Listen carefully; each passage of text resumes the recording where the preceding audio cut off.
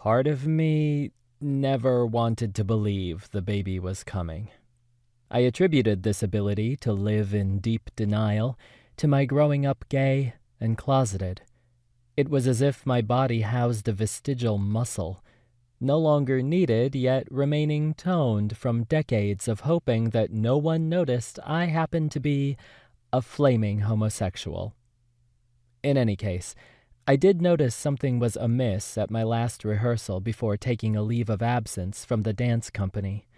We had just finished, and we all sat on the dirty vinyl floor, stretching our limbs and allowing our muscles to cool.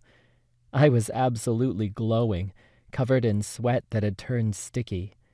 It was the most beautiful feeling, that moment you know you've given everything, physically, emotionally, and spiritually, to the rehearsal, and you're almost too tuckered out to go on when suddenly it's over, and you finally earned a respite before moving on with the day. Because who can afford to dance all day? We must also work, eat, sleep, and shit. While I leaned forward in pigeon pose, Elias rehearsed a new solo piece with Autumn. It was hard-hitting from the waist up, lots of pounding air fists into the chest and thighs, but light in the feet with balletic leaps and turns and even a few martial arts kicks. Not much time passed before I realized this solo was created with me in mind. It considered my strengths as a dancer.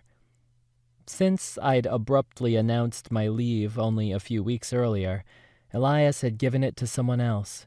And this someone else, Autumn, one of the new dancers, struggled to learn the relatively simple choreography.